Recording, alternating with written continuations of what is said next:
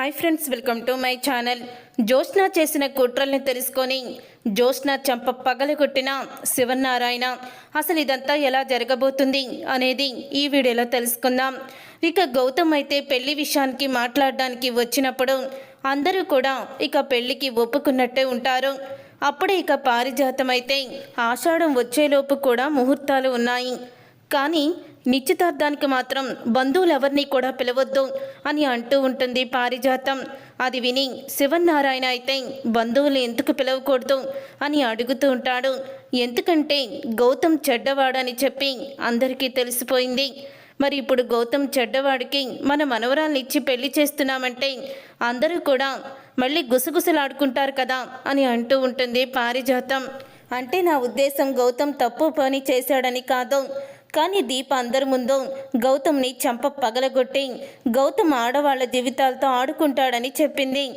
ఎవరి మనసులో అయినా ఇంతైనా అనుమానం ఉంటుంది కదా, నా మనసులో కూడా ఇంతే అనుమానం ఉంది, కొంచెం అనుమానం ఉంది. అది అనుమానం నిప్పురవ్వగా అన్ని నిప్పురవ్వలు ఒక్కచోట చేరితే అది రగిలిపోయి జీవితాల్ని తగలపెడుతుంది అని అంటూ పారిజాతం అయితే చెప్తూ ఉంటుంది.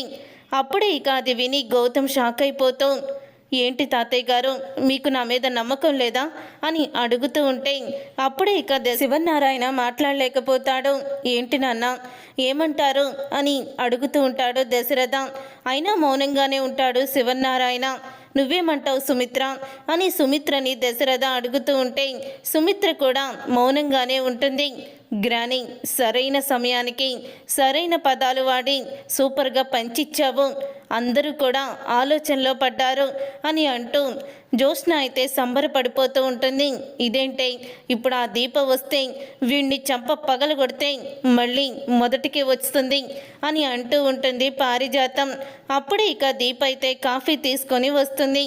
కాఫీ తీసుకొని దీప రావడం చూసి ఒక్కసారే షాక్ అయిపోతూ ఉంటాడు. గౌతమ్ అయితే అన్నీ నేను చూసుకుంటాను, నా భార్యని నేను కంట్రోల్ చేస్తానని కార్తిక్ చెప్పి నన్ను మోసం చేసి ఇక్కడికి పిలిపించాడా, నేను ఒక బఫేలో లాగా తల ఊపి ఇక్కడికి వచ్చానా అని గౌతమ్ దీపని చూసి ఒకేసారి షాక్ అయిపోతూ ఉంటాడు. అప్పుడే దీప కాఫీ తీసుకొని వస్తుంది. దీప, ఆ కాఫీ గౌతమ్కి ఇవ్వు, జ్యోత్స్నకి గౌతమ్కి పెళ్ళి, అది మాట్లాడడానికే గౌతమ్ ఇక్కడికి వచ్చాడు అని అంటూ ఉంటుంది పారిజాతం. అప్పుడే ఇక పారిజాతం అన్న మాటలకి దీప గౌతమ్ వెంక కోపంగా చూస్తూ ఉంటే ఆ చేతిలో ఉన్న కాఫీ నా ముఖానికి విసిరి కొడుతుందా అని అనుకుంటూ ఉంటాడు. అలాగే జ్యోత్స్న పారిజాతం కూడా దీప గొడవ పడుతుందని చూస్తూ ఉంటారు. కానీ దీప మాత్రం కాఫీ కప్పు పక్కన పెట్టి, మీకు కాఫీ ఇచ్చే ముందు నేను ఒక పని చేయాలి అని అంటూ రెండు చేతులతో నమస్కరించి, నన్ను క్షమించు గౌతమ్, నీ పట్ల నేను చాలా తప్పుగా ప్రవర్తించాను అని అంటూ ఉంటుంది. దీప, నువ్వు ఏ తప్పు చెయ్యకపోయినా తప్పు చేసిన వాళ్ళ అందరి ముందు నిన్ను కొట్టాను, అందుకే ఈ అందరి ముందు నిన్ను క్షమాపణ అడుగుతున్నాను అని జ్యోత్స్నకి చంప పగలగొట్టినట్టు దీప అయితే దిమ్మ తిరిగే షాక్ ఇస్తుంది. అప్పుడే ఇక దీప ఇచ్చిన షాక్కి ఒక్కసారి పారిజాతం జ్యోత్స్న షాక్ అయిపోతూ ఉంటారు. ఏమనుకుంటున్నావు దీప, నువ్వు అక్కడేమో కొట్టి ఇక్కడ తప్పు చేయలేదు అని చెప్పి నువ్వంటే సరిపోయిందా? పోయిన పరువు తిరిగి వస్తుందా? ఇక తాత ఏ తప్పు లేదని జ్యోత్స్నకి అలాగే గౌతమ్కి నిశ్చితార్థం ఏర్పాటు చేస్తాడనుకుంటున్నావా అని అడుగుతూ ఉంటే అప్పుడే ఇక శివనారాయణ అయితే నీ భార్య తప్పు చేసింది, అందరి ముందు చేసిన తప్పుని తెలుసుకొని గౌతమ్కి సారీ చెప్పింది అని అంటూ ఉంటే మీ అందరి మధ్య చెప్తే సరిపోయిందా? నిశ్చితార్థంలో ఎంతమంది ఉన్నారో అంతమంది ముందు గౌతమ్ని కొట్టి అవమానించింది కదా అని అంటూ ఉంటే అప్పుడే ఇక మళ్ళీ నిశ్చితార్థం పెట్టండి, అందరి ముందు గౌతమ్కి నేను సారీ చెప్తాను అని అంటూ ఉంటుంది దీప అయితే. అప్పుడే ఇక ఆ మాట విని జ్యోత్స్న షాక్ అయిపోతూ ఉంటుంది.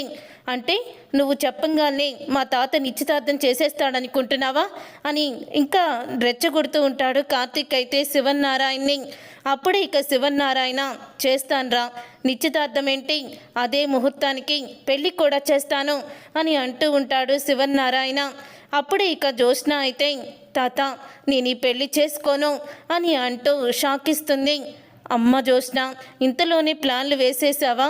వెయ్యండి వెయ్యండి, ఎవ్వరు ప్లాన్లు వేసినా నా ప్లాన్లు నాకున్నాయి అని అనుకుంటూ ఉంటాడు కార్తీక్. అయితే అప్పుడే జ్యోత్స్న అలా అనేసరికి ఎందుకు చేసుకోవు అని అడుగుతూ ఉంటే, ఏం లేదు తాత, బిజినెస్ చూసుకుంటున్నాను కదా, కొంచెం ప్రాపర్టీ సంపాదించాక ఇప్పుడు సత్యరాజు రెస్టారెంట్ కూడా చూసుకుంటున్నాం కదా అని అంటూ ఉంటుంది జ్యోత్స్న. అవన్నీ చూసుకోవడానికి నేనున్నాను కదా అని దశరథ అంటూ ఉంటే, లేదు డాడీ, నాది కూడా రెస్పాన్సిబిలిటీ ఉంది కదా అని అంటూ ఉంటుంది జ్యోత్స్న. ఏమీ అవసరం లేదు, నువ్వు గౌతమ్ని పెళ్లి చేసుకో, అది చాలు. మీ పెళ్ళయ్యాక మీ భార్యాభర్తలు ఇద్దరూ కలిసి బిజినెస్ చూసుకుందరు, కానీ ఈలోపు నేను మీ నాన్న అదంతా కూడా చూసుకుంటాము. మీ నిశ్చితార్థం తర్వాత పెళ్ళి, ఇది పక్కా జరుగుతుంది అంతే అని శివనారాయణ అంటూ ఉంటాడు.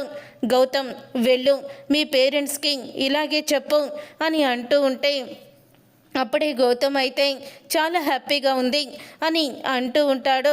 గౌతమ్, వెళ్ళొస్తాను దీపగారు, నా గురించి పాజిటివ్గా మాట్లాడినందుకు థ్యాంక్స్ అని అందరికీ కూడా జ్యోత్స్నకి కాల్ మీ లేటర్ అని చెప్పేసి గౌతమ్ అయితే అక్కడి నుంచి వెళ్ళిపోతాడు.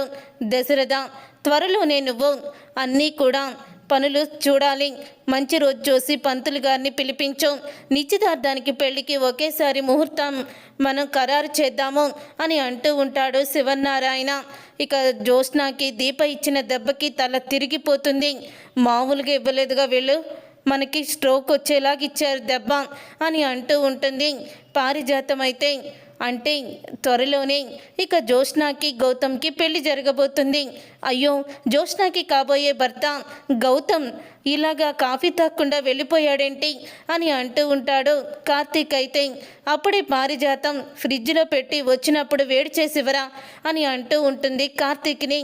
అయినా నేను వేడి చేసి ఇచ్చేదేంటి పారు, తనకి కాబోయే హస్బెండ్కి వుడ్బీకి జ్యోత్స్న ఫిల్టర్ కాఫీ చేసిస్తుంది అని అంటూ ఉంటాడు కార్తీక్. అయితే అప్పుడే జ్యోత్స్న కోపంగా వెళ్ళిపోతూ ఉంటే, చూసారా మావయ్య, జ్యోత్స్నకి అప్పుడే ఎంత సిగ్గేస్తుందో, సిగ్గుతో అలాగా పరిగెత్తుకుంటూ మరీ వెళ్ళిపోతుంది అని అంటూ ఉంటే, పారు, జ్యోత్స్న పెళ్ళి దగ్గరుండి మేము జరిపిస్తాము అని అంటూ ఉంటాడు కార్తీక్. అయితే అప్పుడే ఇక పారిజాతం జరిపించు అని అంటూ అక్కడి నుంచి వెళ్ళిపోతుంది. వెళ్ళు పారు, వెళ్ళు, ఈ రోజు నుంచి నీకు ఇక ఓదార్పులే అని అంటూ ఉంటాడు కార్తీక్. అయితే తర్వాత ఇక జ్యోత్స్న కోపంతో రగిలిపోతూ ఉంటుంది. జ్యోత్స్న, మరి పెళ్ళికి ఎక్కడ షాపింగ్ చేద్దాం ఏంటి అని పారిజాతం అయితే అంటూ ఉంటుంది జ్యోత్స్నతో. అప్పుడే ఆ దీపని నువ్వు మోసం చేద్దామనుకున్నావు, కానీ ఆ దీప ఈరోజు నీకు బాగా బుద్ధి చెప్పింది. ముందు నుంచి చెప్తూనే ఉన్నాను, ఏం చేసినా ఆలోచించు అని. ముందేమో అక్క అంటూ తీసుకొచ్చాం, అప్పుడు మీ భావన ఎగరేసుకుపోయింది. ఇప్పుడు ఇంట్లోనే ఉంటానంటే పని మనిషిని చేసాం, ఇప్పుడు నీకు జీవితమే లేకుండా చేసేసింది అని అంటూ ఉంటుంది పారిజాతం. అయితే ఈ పెళ్ళి జరగదు గ్రాని అని అంటూనే ఉంటుంది జ్యోత్స్న. ఈ పెళ్ళి ఎందుకు జరగదే, ఖచ్చితంగా జరుగుతుంది, మీ తాత చెప్పాడు కదా అని అంటూ ఉంటుంది పారిజాతం. అసలే ఆ దీప ఇచ్చిన దెబ్బకి నాకు మతిపోయి ఆలోచన కూడా రావడం లేదు. ఇప్పుడు నువ్వు వచ్చి పిచ్చి పిచ్చి మాటలు మాట్లాడావంటే మేడ మీద నుంచి కిందకి తోసేసి చంపేస్తాను అని అంటూ ఉంటుంది జ్యోత్స్న. ఏంటే తోసేసేది, ఆ రోజు నేనేం చేసినా జాగ్రత్తగా చెయ్యంటే, లేదు గ్రాని, నువ్వు అలా చూస్తూ ఉండు, నేను అన్నీ కూడా చేసుకు వెళ్ళిపోతాను కదా అని చివరికి ఏం చేసావు, నీ గొయ్యి నువ్వే తవ్వుకున్నావు అని అంటూ ఉంటుంది పారిజాతం. ఇప్పుడు ఏం చేద్దాం గ్రాని అని అంటూ ఉంటే, గౌతమ్కి నిజం చెప్పేస్తావా అని అంటూ ఉంటుంది పారిజాతం. ఆ గౌతమ్ గాడు వినే రకం కాదు అని అంటూ ఉంటుంది పారిజాతం. మరేం చేస్తావే, మరి మీ తాతతో చెప్తావా అంటే, తాత కూడా పట్టించుకునే రకం కాదు అని అంటూ ఉంటే, మరి మీ నాన్నకి చెప్తావా అని అడుగుతూ ఉంటుంది. ఏంటి గ్రాని మా నాన్నకి చెప్పేది, జరిగిందంతా చెప్తే నన్ను చీ అని అందరు ఇంట్లో నుంచి బయటికి గెంటేస్తారు. దీప మీద కోపాన్ని అందరికీ పెంచడానికి, దీపని చెడ్డదానిగా చిత్రీకరించడానికి గౌతమ్ని అడ్డం పెట్టుకున్నానని తెలిస్తే అందరూ నా ముఖాన ఉమ్మేస్తారు అని అంటూ ఉంటుంది జ్యోత్స్న. అప్పుడు ఇక పారిజాతం అయితే పులి బోన్లో నువ్వు తల పెడుతున్నావు జాగ్రత్త అంటే ఎక్కడిన్నావే నువ్వు అని అంటూ ఉంటే గ్రాని నువ్వే ఏదో ఒకటి చెయ్యాలి, నీ మనవరాలు ఇప్పుడు ప్రమాదంలో ఉంది గ్రాని. బావ దీప ఇద్దరిలో చాలా మార్పు ఉంది, వాళ్ళిద్దరూ చాలాగా మారిపోయారు, మాట తీరు అంతా కూడా నాకు తేడాగానే కనిపిస్తుంది. ఇప్పుడు నువ్వే ఏదో ఒకటి చేసి నీ మనవరాలు జీవితాన్ని కాపాడాలి, నీ మనవరాలు జీవితం నాశనం అయిపోతూ ఉంటే చూస్తూ ఊరుకుంటావా అని అడుగుతూ ఉంటుంది జ్యోత్స్న పారిజాతాన్ని. ఏ జ్యోత్స్న, అసలు నేను బ్రతికేదే నిన్ను ఇంటి మా వివరానిగా చూడాలని, అలాంటిది నువ్వు బాధపడుతుంటే నేనెందుకు చూస్తూ ఊరుకుంటాను అని అంటూ ఉంటే అప్పుడే ఇక ఆ మాట విని చెప్తూ ఉంటుంది జ్యోత్స్న అయితే గ్రాని ఎలాగైనా సరే మనం ఈ పెళ్ళి ఆపాలి, ఏదోటి చెయ్యి గ్రాని అని అంటూ ఉంటే నాకు ఏమీ ఆలోచనలు తట్టడం లేదే.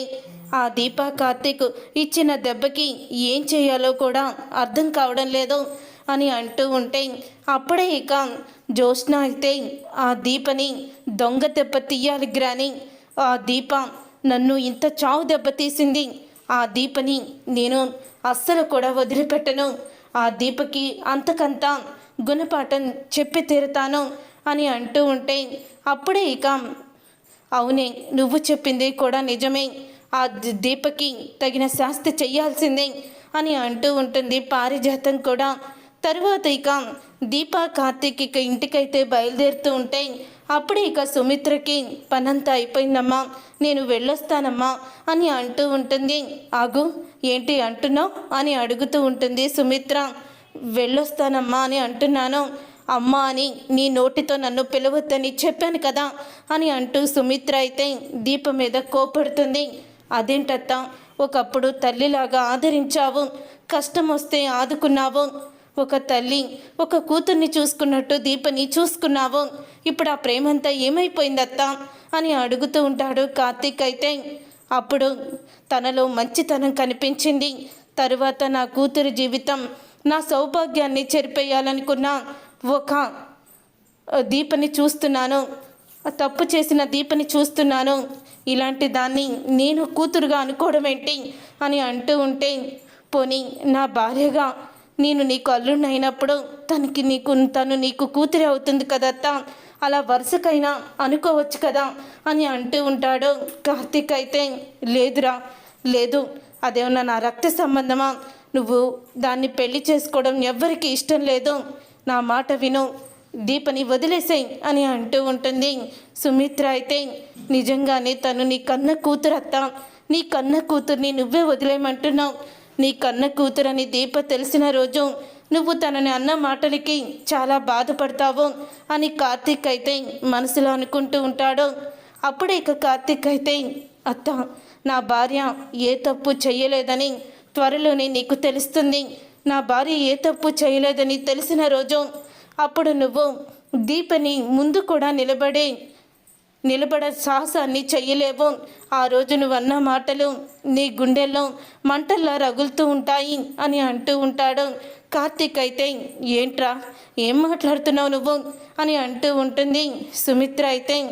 చెప్తున్నాను కదత్తా, నా భార్య ఏ తప్పు చెయ్యలేదని త్వరలోనే నీకు తెలుస్తుంది, ఖచ్చితంగా నీకు తెలుస్తుందత్తా అని అంటూ ఉంటాడు కార్తీక్ అయితే. అప్పుడే ఇక కార్తీక్ అన్న మాటకి ఆలోచిస్తూ ఉంటుంది సుమిత్ర.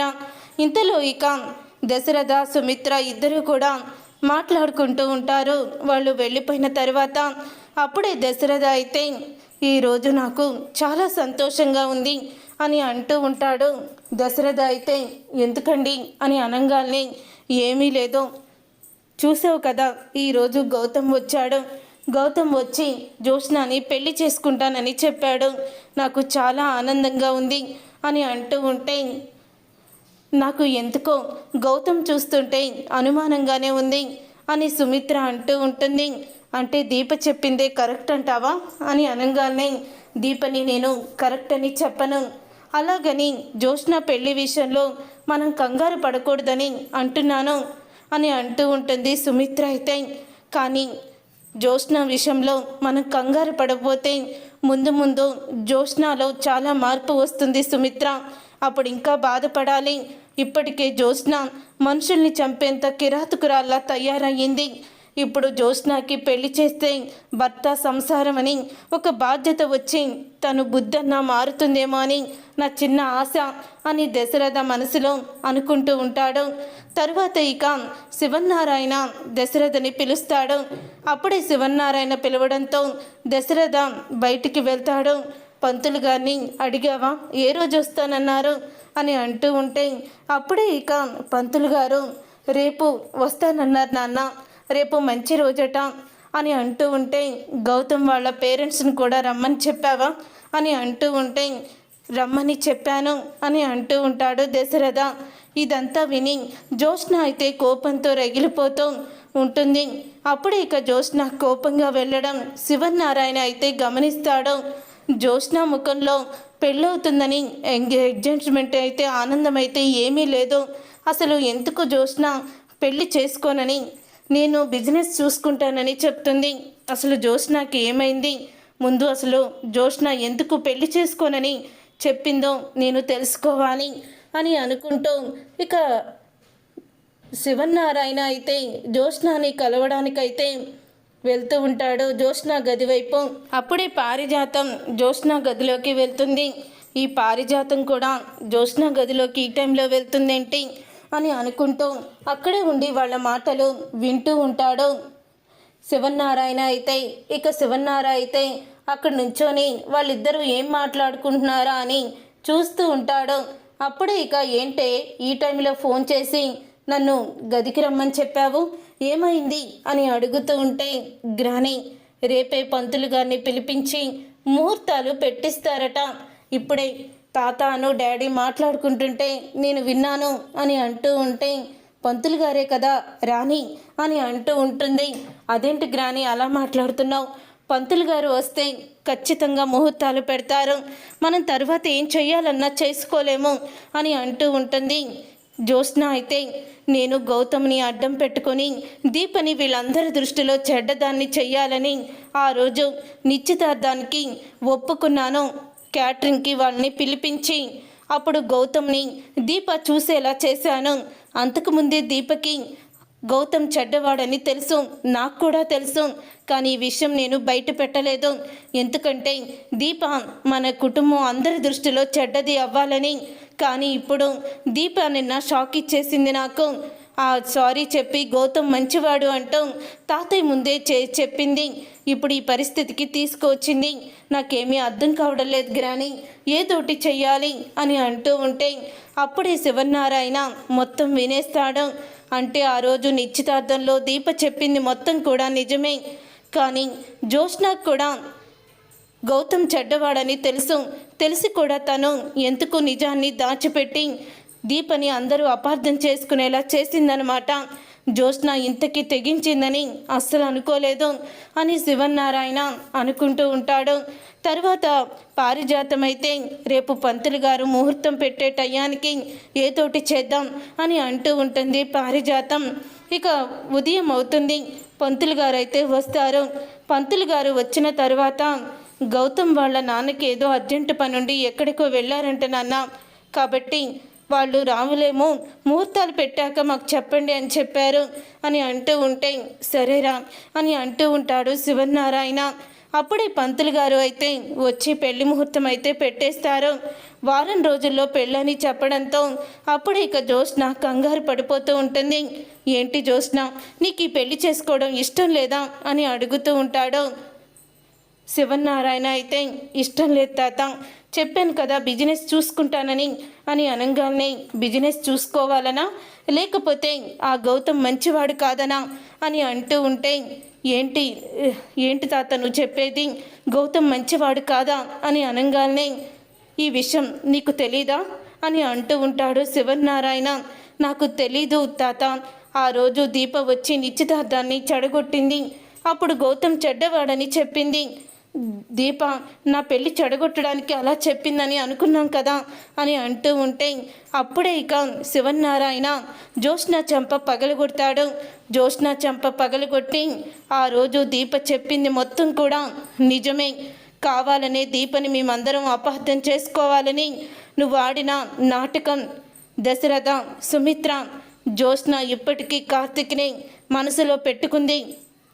గౌతమ్ని అడ్డం పెట్టుకొని దీపని మనందరి ముందు తప్పు చేసిందల్లా నిలబెట్టింది అని జరిగిందంతా కూడా శివనారాయణ చెప్పడంతో ఒకేసారి సుమిత్ర షాక్ అయిపోతూ ఉంటుంది.